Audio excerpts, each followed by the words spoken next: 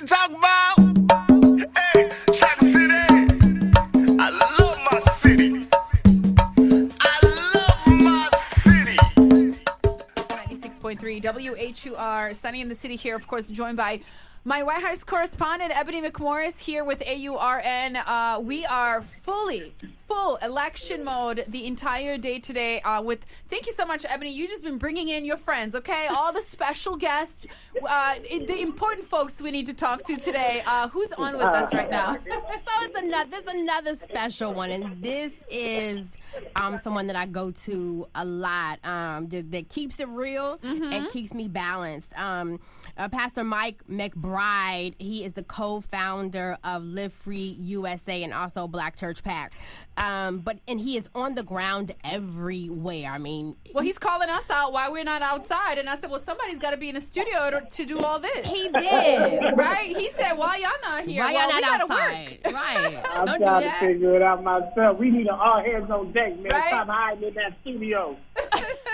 You know what? Nah. It is all hands on deck, though. And I know you've been out with, some amazing artists like My Son and D1, and you've been with Tamika Mallory and Until Freedom, and y'all have just been rocking from city to city. And one thing that I wanted to talk to you about specifically that Sunny and I were talking about is, what about voters who are conflicted because of their feelings on Palestine and what is happening Gaza, yeah. in Gaza? And I said, I think the best person would be you to give us kind of like a very balanced view of this. People who are trying to come to grips, especially we're hearing from younger generations, some who have said, I don't want to vote because of what I see going on. Yeah. Well, I think it's super important to acknowledge the way people feel about their apprehension or dissonance around voting. The reality is there are a lot of problems going on in the world, and voting feels oftentimes as a transactional engagement by some of the stewards of the institutions that we think are driving some of these problems. But I think we also have to balance that with this idea that if we don't show up, we concede our power to people that we already acknowledge are misusing and abusing the power. I have a lot of friends, family, comrades who were not going to do any voting work because of Palestine. Some of them are still feeling that way. I get that. I sympathize with that. And I also realize that we got a genocide, a slower genocide happening with black people in this country. 1 million black men are missing in jails and prisons. We got gun violence happening in the streets of the neighborhood.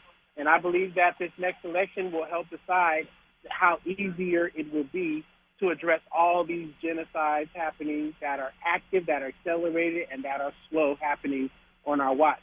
There's some people who are upset about the economy. There's some people who are upset about our foreign policy.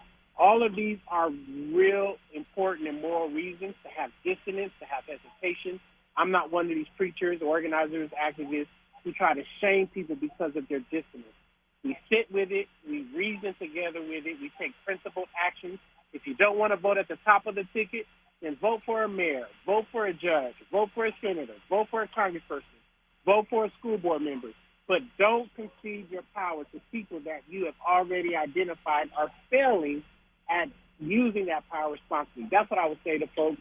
Let's show up and let this be the first step, not the last step or the continuation of your engagement. Whatever you do, black man, black woman, loved one, homie, friend, comrade, and even the enemy and the haters, use your power today, and let's fight tomorrow. I love it. Pastor Mike, thank you so much. It reminds me of a tweet by Working Families that says, voting is a chess move, not a love letter. So today we vote, and tomorrow we fight. Yeah. And you can't get checkmate without playing some of these intermediary steps. So let's do what we got to do, y'all. That's Absolutely. right. Get to the polls. Thank you so much for joining us. We appreciate you. All right, be outside. We're going. Okay, I leave work at 3. I'll be outside. Hold on now.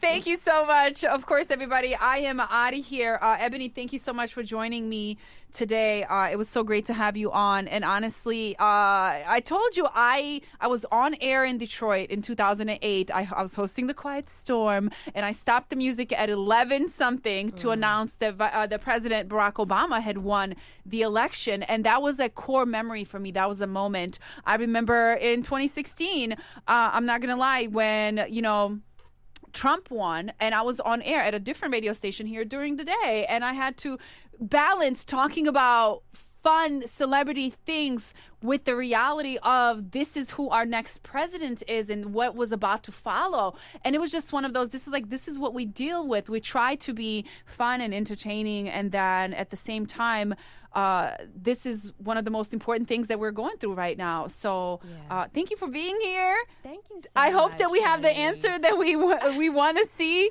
tonight, because tomorrow I don't know what I'm coming into tomorrow.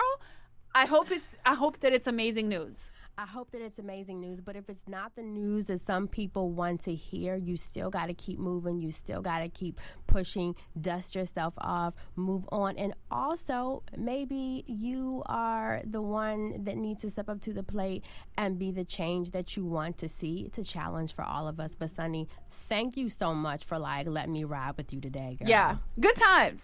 Good time. Always. I try to get you in on a little gossip and stuff. She don't be gossiping, but I be telling her stuff. Yeah.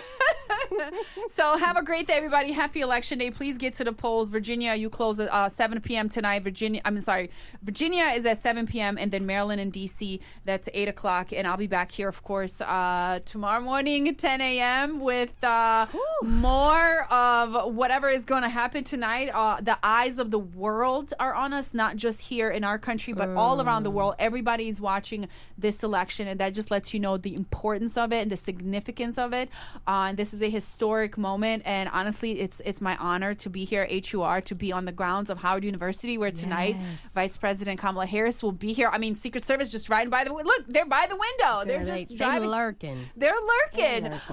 But it's all very surreal, and I'm just really trying to take in the moment. So, Nina and Joe afternoon show is up next, everyone, and they're going to continue our Poll Watch 2024 right here, 96.3 WHUR. So make sure that you stick around. What to talk about?